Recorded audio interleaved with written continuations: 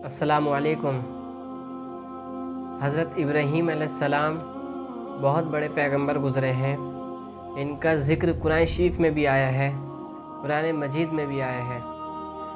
हज़रत इब्राहीम अलैहिस्सलाम के वालिद जो थे वो बुत बनाया करते थे और उसको पूजा करते थे, उसकी इबादत करते थे।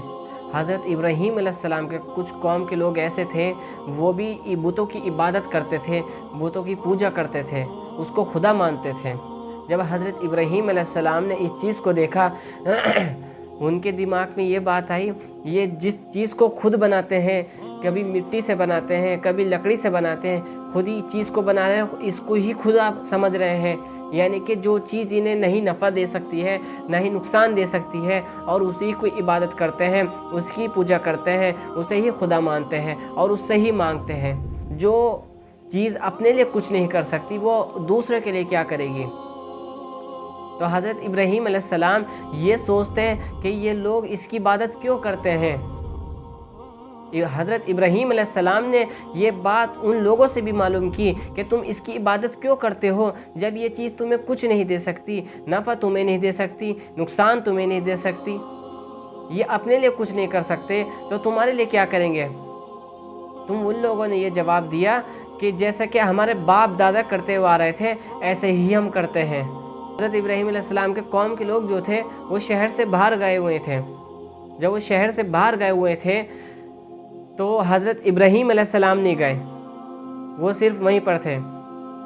जब वो बाहर चले गए तो हज़रत इब्राहीम अलैहिस्सलाम बुत खाने में गए, जहाँ पर बुत रखे हुए थे। वहाँ पे छोटे बड़े सारे बुत रखे हुए थे, उनमें एक सबसे बड़ा बुत रखा हुआ था। तो हज़रत इब्राहीम अलैहिस्सलाम ने कुल्हाड़ी उठाई और जितने भी बुत थे सबको तोड़ डाला, यानी कि सब पे कुल्हाड़ी बजा दी। अब जब कुल्हाड़ी बजा दी तो वो कुल्हाड़ी बजाने के बाद वो कुल्हाड़ी सबसे बड़ा वाला बुत जो था उसके ऊपर रख दी, उसके कंधे पर रख दी और आप चले गए।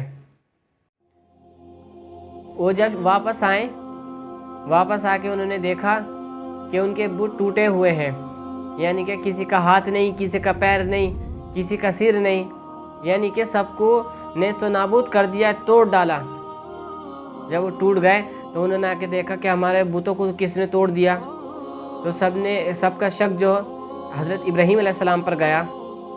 उन्होंने कहा इब्राहीम ही था यहाँ पर, बाकी सब तो गए हुए थे, तो इब्राहीम को बुलाओ। हज़रत इब्राहीम अलैहिस्सलाम को बुलाया। जब हज़रत इब्राहीम अलैहिस्सलाम आए, उन्होंने हज़रत इब्राहीम अलैहिस्सलाम से मालूम किया कि तुमने ये बुत क्यों तोड़े। तो हज़रत इब्राहीम अलैहिस्सलाम ने जवाब दिया कि मैंने बुत नहीं तोड़े। तो उन्होंने कि नहीं, तो आप नहीं बुत तोड़े क्योंकि सब गए हुए थे, आप ही थे यहाँ पर।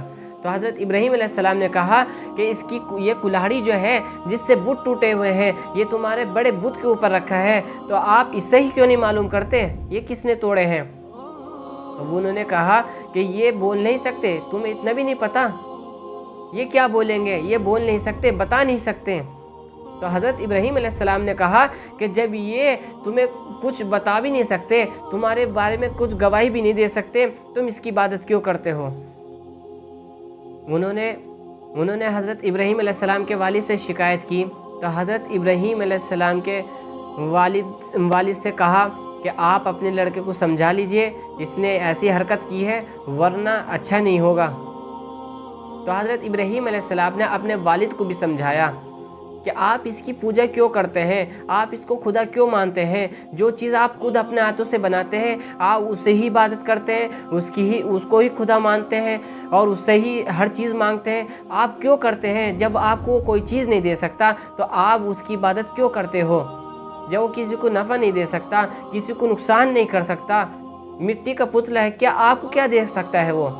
तो हज़रत इब्राहीम अलैहिस्सलाम के वालिद को ये बात पर गुस्सा आया और कहा कि अगर तू न आइंदा ऐसी बात की तो मैं तुझे संसार कर दूंगा। तो हज़रत इब्राहीम अलैहिस्सलाम ने कहा कि मुझे डर लगता है कहीं अल्लाह का अज़ाब तुम पर ना जाए। तो हज़रत इब्राहीम अलैहिस्सलाम के वालिद ने उन्हें वहाँ से निकाल दिया और कहा कि तू मेरे आंखों के सामने से चले जा वरना मैं तुझे संसार कर दूंगा। तो हज़रत इब्राहीम अलैहिस्सलाम ने कहा कि ठीक है मैं चला जाता हूँ। उन्होंने सलाम किया और कहा कि मैं आपके लिए अल्लाह से मग़फ़िरत की दुआ करता हूँ, मग़फ़िरत की दुआ करता रहूँगा कि अल्लाह ताला आपकी मग़फ़िरत कर दे, आपको माफ़ कर दे, बख्श दे आपको।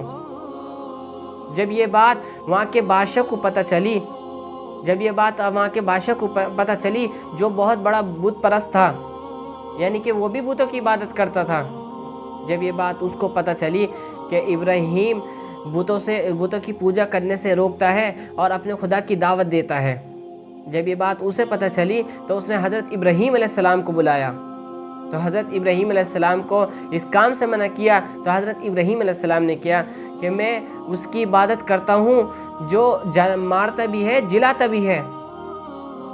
تو وہ نمرود بولا، جو وہ بادشاہ تھا، کہ یہ کام تو میں بھی کر سکتا ہوں۔ تو اس نے ایک قیدی کو بلایا جسے حکم تھا سزائے موت کا، تو اس نے اسے آزاد کر دیا، وہ چلا گیا، اور دوسرے آدمی کو بلایا جس کا کوئی قصور ہی نہیں تھا، اور اسے اپنے اٹھا کے قتل کر دیا۔